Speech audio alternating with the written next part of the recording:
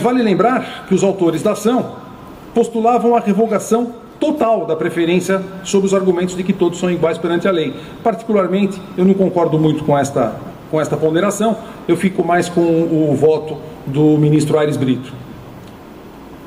Ainda no parágrafo 2º, a ação direta da inconstitucionalidade pretendia derrubar também a expressão até o valor equivalente ao triplo fixado em lei para os fins do parágrafo 3º deste artigo, sob o argumento de que esta expressão desnatura a natureza alimentar, que somente admite pagamento integral e retira a eficácia da autoridade da decisão judicial transitada em julgado.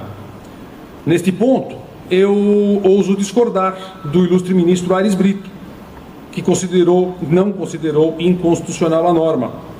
A meu ver, jamais poderia haver uma limitação no valor do precatório para que o beneficiado pudesse exercer o seu direito de preferência. Ora, se o precatório tem natureza alimentar, ele só pode ser pago de forma integral e nunca fracionado, já que se destina à subsistência do credor e da sua família. Além do mais, eu concordo integralmente com a OAB quando asseverou que este fracionamento retirou a autoridade da decisão transitada em julgado, violando assim o princípio da igualdade dos poderes. Foi suscitada também outra inconstitucionalidade nos parágrafos 9º e 10º, que prevêem a obrigação da compensação de eventuais débitos do credor para com a fazenda emissora do precatório, pois violariam, em tese, o princípio do devido processo legal, do contraditório e da ampla defesa. Bom, vocês lembram aqui que eu afirmei ainda há pouco que esta compensação era uma boa notícia, mas, obviamente, aquela é uma análise prática e não uma análise legal. Como uma análise legal, eu diria que ela é totalmente inconstitucional. Veja bem, notem que até os débitos não inscritos devem ser compensados previamente. Ou seja, a cobrança do tributo sequer teve início. Muitas vezes o contribuinte que vai ser executado sequer sabe da existência desse débito e já terá retido do seu pagamento o valor daquele. Não haveria ação de cobrança, não haveria possibilidade de defesa, não haveria contestação, não haveria absolutamente nada além do cumprimento da vontade unilateral do governo. Neste tópico, o ilustre ministro Aires Brito analisou a situação com extrema competência e, em seu longo e muito bem detalhado texto, concluiu existir não só as violações constitucionais narradas, como também, e principalmente, por violar de forma direta o princípio da isonomia, já que nas ações executivas não é permitido ao devedor, no caso o contribuinte, que compense unilateralmente o valor que lhe está sendo executado, com seu crédito já transformado em precatório. Aliás, muito pelo contrário. Eu não sei aqui no estado do Ceará, mas em São Paulo é muito comum as penhoras de conta corrente nas execuções fiscais. Aqui também. Infelizmente. Bom, desta forma ele declarou inconstitucional a imposição da compensação prevista nos parágrafos 9º e 10º, bem como a mesma expressão inserida no inciso 2º do parágrafo 9º do artigo 97 do ato das disposições constitucionais transitórias.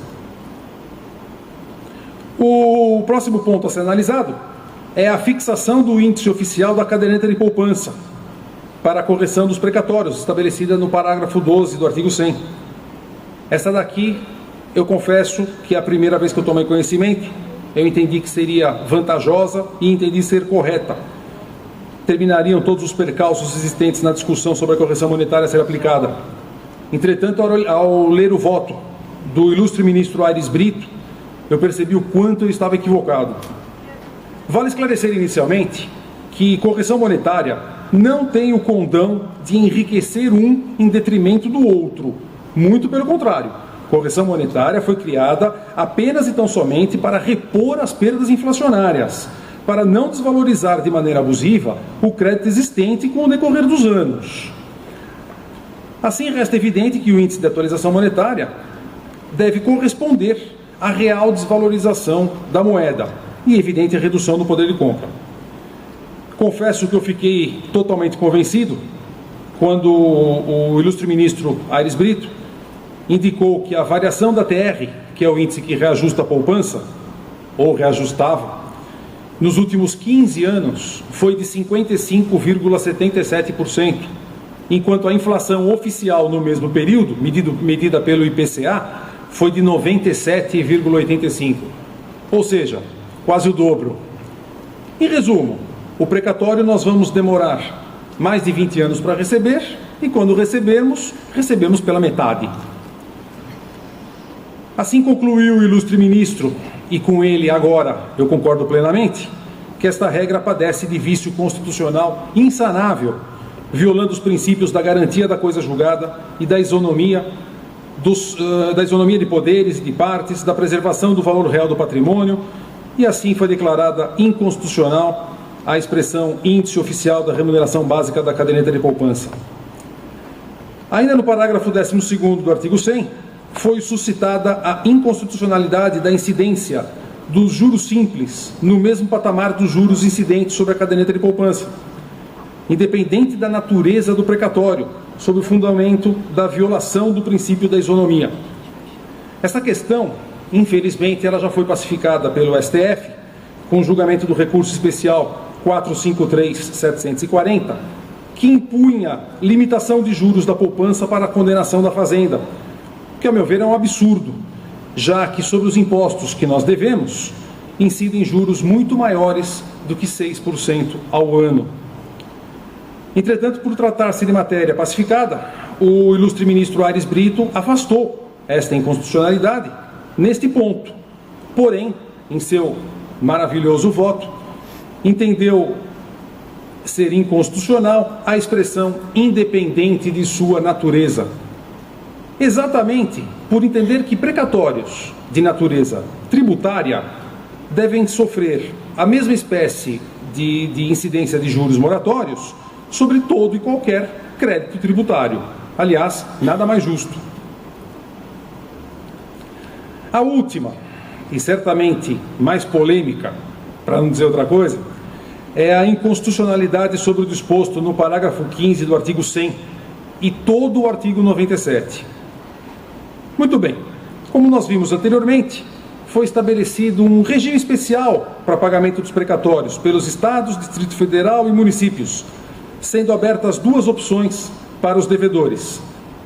O primeiro modelo determina que os estados e municípios depositarão mensalmente em conta especial 1/12 do valor calculado percentualmente sobre as receitas líquidas respectivas. Percentuais esses que variam de 1 a 2 pontos, conforme a região em que estão localizados e também de acordo com o nível de endividamento. Fazendo menção expressa de que este modelo vigorará enquanto o valor dos precatórios devidos for superior ao dos recursos depositados. Desnecessário eu afirmar aqui que este modelo, se seguido, tornará eterna a luta pelo recebimento do precatório, já que com o pagamento limitado a um pequeno percentual, a fila só vai aumentar, não vai ter caixa para fazer o pagamento sequer dos precatórios novos daquele ano.